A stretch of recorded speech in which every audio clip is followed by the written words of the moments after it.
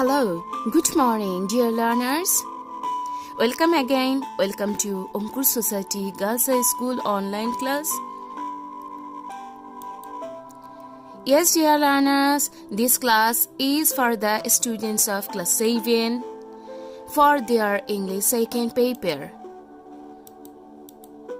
And I am your Farhan Akhtar teacher here with you to conduct this class, and today's topic is right form of verbs. Yes, dear learners, in this class, in this video, teacher is going to discuss some rules on right form of verbs, about right form of verbs. Dear learners, look at the slide carefully, okay? কি লিখেছে teacher? What is right form of verbs? Right form of verbs করার আগে আমরা একটু জেনে নিই right form of verbs বলতে আসলে আমরা কি বুঝি, ঠিক আছে? To use the form of verb in a correct way. একটা ভার্বের সঠিকভাবে ব্যবহার পদ্ধতির নামই হচ্ছে শুদ্ধ বাংলায় ভার্বের সঠিক ব্যবহার, অর্থাৎ right form of verbs.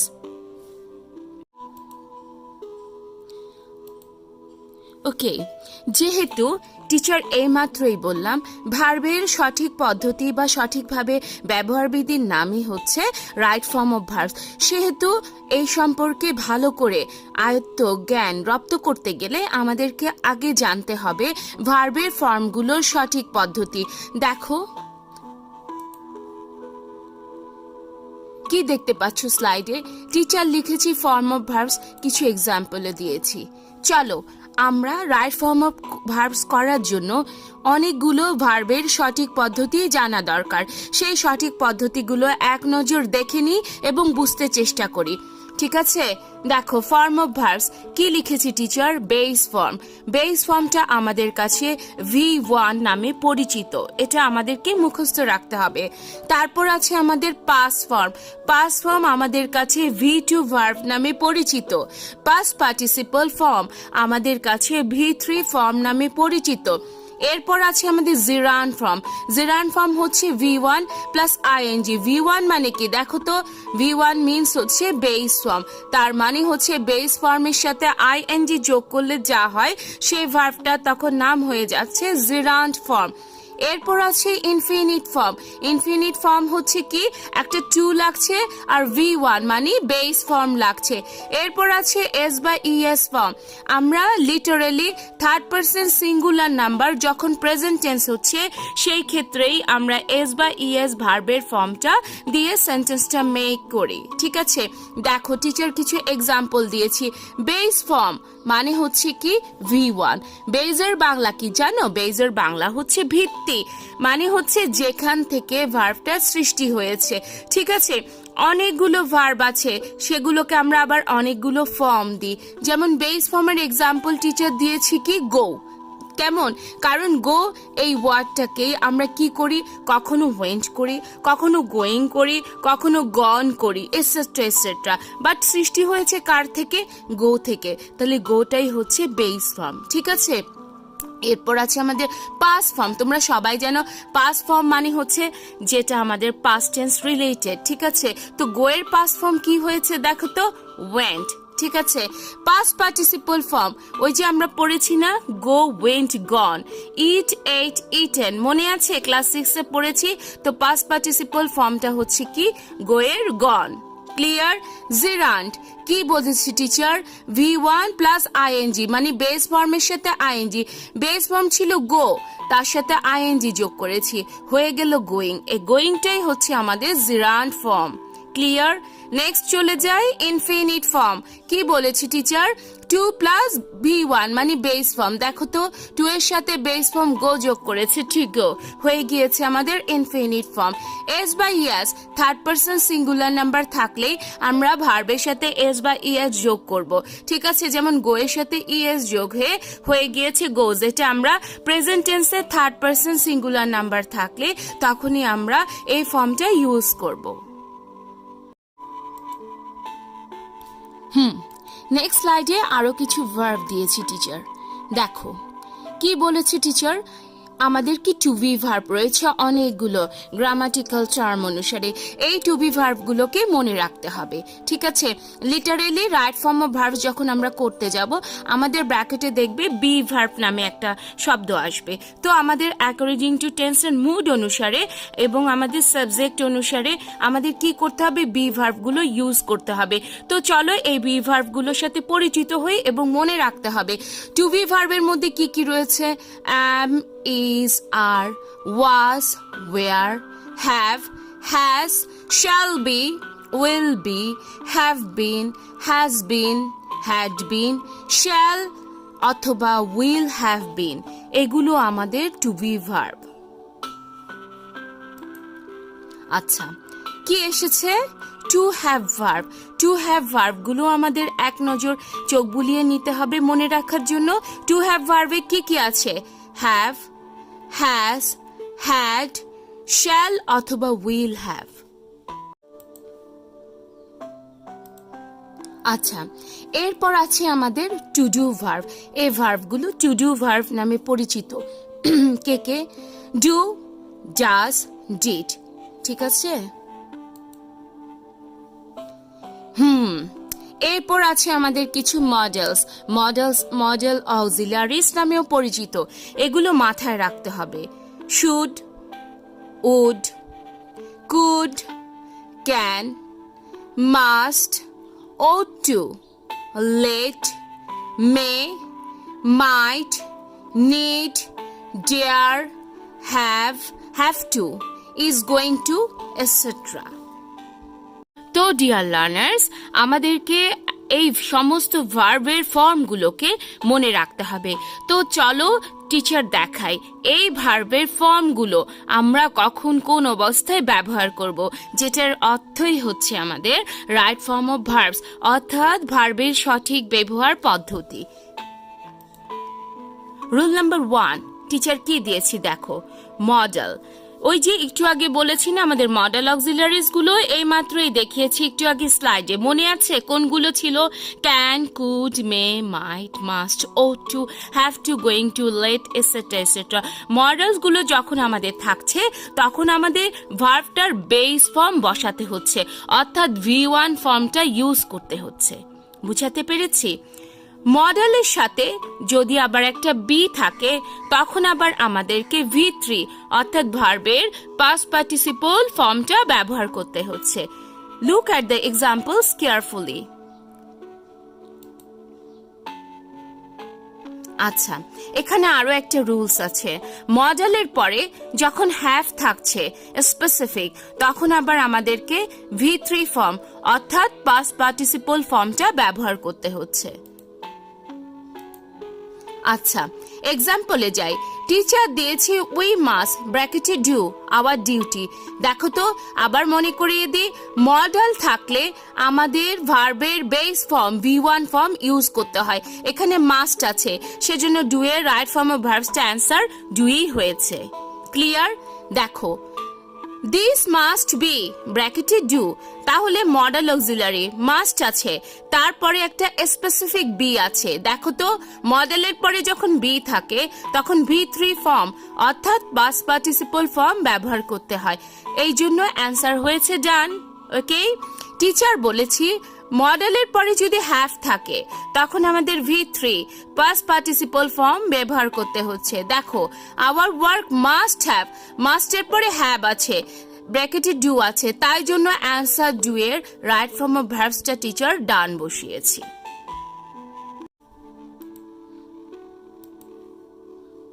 আচ্ছা, রুল নাম্বার 2তে টিচার দিয়েছি টু ডু ভার্ব যখন থাকছে তখন আমাদের আবার V1 ফর্ম অর্থাৎ বেস ফর্মটা দিয়ে রাইট ফর্ম অফ ভার্বসটা কমপ্লিট করতে হচ্ছে।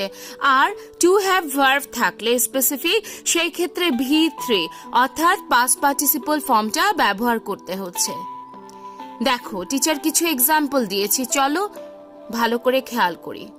She did not ব্র্যাকেটে দিয়েছে discussed the topic last night, তাহলে ডিড নটটা হচ্ছে কি আমাদের টু ডু ভার্ব। তাহলে আমরা ভার্বের বেস ফর্ম দিয়ে আমাদের রাইট ফর্ম অফ ভার্বসটা কমপ্লিট করব। ডিসকাসের বেস ফর্ম হচ্ছে কি ডিসকাস, দিয়েছি টিচার। ওকে, আচ্ছা। হ্যাভ ইউ এভার, ব্র্যাকেটে আছে বি টু ঢাকা, have you to have verb থাকলে আমাদের ভার্বের পাস্ট পার্টিসিপল V3 ফর্ম দিয়ে রাইট ফর্ম অফ ভার্বটা কমপ্লিট করতে হবে। তাহলে বি এর পাস্ট পার্টিসিপল ফর্ম হয় কি? বিন। চলো তো দেখি অ্যান্সার কি বলছে। ইয়েস, অ্যান্সার হয়েছে আমাদের বিন। আচ্ছা, রুল নাম্বার 3 তে চলে আসি। টিচার দিয়েছে প্রিপোজিশন থাকলে V1 প্লাস আইএনজি, V1 মানে কি? Base form. তাহলে যে কোনো প্রিপোজিশন থাকলেই আমরা চোখ বন্ধ করে ভার্বের বেস ফর্মের সাথে আইএনজি ফর্ম যোগ করে কারেক্ট ফর্ম অফ ভার্বসের সাহায্যে আমাদের সেন্টেন্সটা কমপ্লিট করব। ক্লিয়ার? এক্সেপ্ট টু, প্রিপোজিশনের মধ্যে তো টু ও পড়ে, বাট টু এর সাথে তুমি আবার আইএনজি ইউজ করতে পারছো না। টু থাকলে তোমাকে V1 অর্থাৎ বেস ফর্ম দিয়ে তোমাকে ভার্বটা কমপ্লিট করতে হচ্ছে। তার মানে হচ্ছে প্রিপোজিশন টু ছাড়া অন্য যে কোনো প্রিপোজিশন, সাপোজ ধরো ফর আছে, উইথ হতে পারে, অফ হতে পারে, ফ্রম হতে পারে, বিফোর হতে পারে, আফটার হতে পারে, বাই হতে পারে, যে কোনো প্রিপোজিশন, শুধু টু থাকবে না। তাদের সাথে আমরা চোখ বন্ধ করে ভার্বের বেস ফর্মের সাথে আইএনজি যোগ করে আমরা সেন্টেন্স কমপ্লিট করব। কিন্তু টু থাকলে ভার্বের base form V1 form use করতে হয়। দেখো, তোমাদের সুবিধার জন্য এক্সাম্পল দিয়েছি, চলো তো প্র্যাকটিস করে এক্সাম্পল গুলো। কি দিয়েছি teacher? We leave the place after, ব্র্যাকেটে complete our work, definitely after একটা প্রিপোজিশন, সেই জন্য কমপ্লিটের সাথে আমরা কি যোগ করব? আইএনজি যোগ করব। অ্যান্সার হবে কমপ্লিটিং। দেখো তো হয়েছে না? Okay, move on our next example. We went there to, ব্র্যাকেটে meet our friend, to আছে, সেই জন্য মিটার কি হবে? বেস ফর্ম V1 ফর্ম হবে। অ্যান্সার ডেফিনেটলি মিট হবে। দেখেছো অ্যান্সার মিট হয়েছে। Move on our next rule number 4, exception.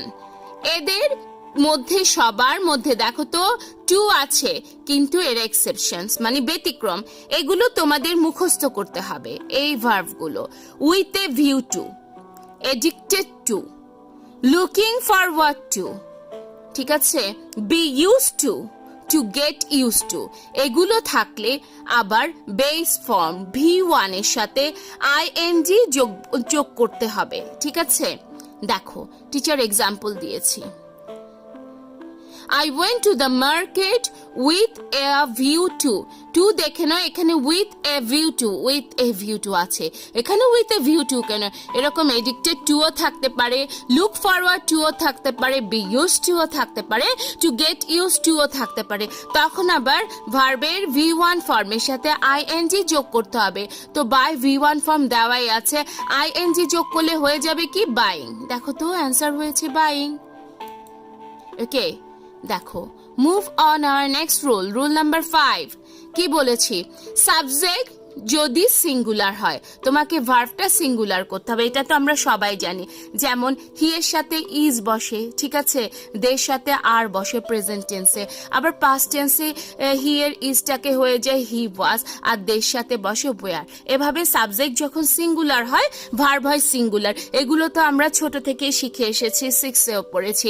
R subject যদি প্লুরাল হয় ভার্ব হয় প্লুরাল, বলে দিয়েছি টিচার, দের সাথে আর, দের সাথে ওয়্যার, এরকম। ঠিক আছে, আচ্ছা মনে রাখবে এটা, যখন তোমার যে কোনো নাউনের সাথে বডি থাকুক, ওয়ান থাকুক অথবা থিং থাকুক, তখন ভার্বটা হয়ে যায় সিঙ্গুলার। তাহলে বডি যোগ করলে কি হয়? সাপোজ এভরিবডি, এভরি যোগ করো এভরিওয়ান, থিং এর সাথে এভরি যোগ করো এভরিথিং, ঠিক আছে। আবার বডির সাথে সাম যোগ করো সামবডি, ওয়ানের সাথে সাম যোগ করো সামওয়ান, থিং এর সাথে সাম যোগ করো সামথিং, ঠিক আছে। তাহলে এরকম যদি বডি, ওয়ান অথবা থিং যুক্ত থাকে, সেই ক্ষেত্রে আমাদের ব্র্যাকেটের যে ভার্বটা আছে তার সিঙ্গুলার ফর্ম হবে। ওকে, চলো এক্সাম্পল দেখে আরো বুঝতে পারবো ভালো করে। কি দিয়েছে টিচার? এভরিওয়ান ব্র্যাকেটে be present in the meeting, তাহলে এভরিওয়ান আছে বি, ওই যে টু বি ভার্ব প্রেজেন্ট টেন্সে, তাহলে কি হবে? এগুলো থাকলে ভার্ব হবে সিঙ্গুলার, তাহলে এভরিওয়ানের সাথে সিঙ্গুলার ভার্ব কি হয় প্রেজেন্ট টেন্সে? ইজ হবে। দেখো অ্যান্সার হয়ে যাচ্ছে ইজ। দেখো every mother ব্র্যাকেটে love her child, every mother singular verb হবে, তাহলে লাভ every mother, third person singular, অবশ্যই এস বাই এস যোগ করতে হবে, সেজন্য অ্যান্সার হয়ে যাচ্ছে লাভস। ঠিক আছে, move on our next rule. Rule নং 6, দেখো ওয়ান অফ দ্য যুক্ত থাকলে তোমার ব্র্যাকেটের ভার্বটা হবে সিঙ্গুলার, আবার কখনো যদি তোমার স্পেসিফিক দা এর পরে নাউন এবং সাবজেক্ট থাকে সেই ক্ষেত্রেও ভার্বটা হবে সিঙ্গুলার। সেটা কেমন, চলো এক্সাম্পল দেখাই টিচার। দেখো ওয়ান অফ দ্য স্টুডেন্টস, এই যে ওয়ান অফ দ্য আছে, তাহলে তখন কি বলেছি, বি ভার্বটা প্রেজেন্ট ফর্ম হবে, তো প্রেজেন্ট ফর্ম ইজ হবে, হয়েছে ইজ। ওকে, নেক্সটটাতে দেখো the colour of our eyes is blue, অ্যান্সারও হবে ইজ। ঠিক আছে, কারণ কালার দায়ের পরে নাউন, ঠিক আছে, থাকলে কি হবে, ভার্বটা হবে তোমার সিঙ্গুলার, সাবজেক্ট হচ্ছে হার আইজ, দেখবো না, দায়ের পরে কালার, নাউনটা দেখবো, কয়টা আছে, একটা আছে, তাই জন্য টিচার ইজ দিয়েছি। বুঝাতে পেরেছি? তো ডিয়ার লার্নার্স, এই ছিল আজকের কিছু important rules of right form of verbs. Actually there are several rules, many rules, okay, to do the right form of verbs. অনেক রুলস রয়েছে আমাদের রাইট ফর্ম অফ ভার্বসের। তো এখানে টিচার যেগুলো আসলে একদমই বেসিক এবং সবসময় আমাদের কাজে দিবে, সেই সমস্ত রুলসগুলো তোমাদেরকে এক নজর মনে রাখার চেষ্টা করেছি। ইনশাল্লাহ নেক্সট আরও ক্লাসে আমরা আরও ইলাবোরেটলি রাইট ফর্ম অফ ভার্বসের রুলস সম্পর্কে পড়বো, বাট এই রুলসগুলো সবসময় লাগছে। ঠিক আছে, তো চলো এতক্ষণ আমরা স্লাইডে যা দিয়েছি ওগুলোর উপর টিচার তোমাদেরকে কিছু হোমওয়ার্ক করতে দিই, হোমওয়ার্কগুলো করতে চেষ্টা করবে।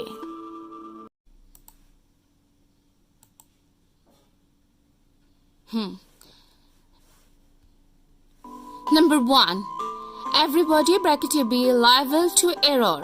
Number 2, we must bracket obey our teachers. Number 3, honesty bracket be the best policy. Number 4, my father is going to bracket buy a car. Number 5, she went to the library with a view to bracket read book. Number 6, the quality of the fruits bracket be not good. ঠিক আছে, উপরে স্লাইডে যা এতক্ষণ ধরে দেখেছো ওই ভার্বের ফর্মগুলো এবং রুলসগুলো ভালো করে বুঝে মুখস্থ করতে চেষ্টা করবে। ঠিক আছে, তারপর তোমরা এই টাস্কগুলো, এক্সারসাইজগুলো করবে। ওকে, so dear learners, actually thank you very much for staying with me. Okay, it's time to say goodbye, but inshallah hopefully we will meet again in our next class. Till then everybody, stay safe with your family, pray for each other. Okay, take care, bye bye, Allah Hafiz.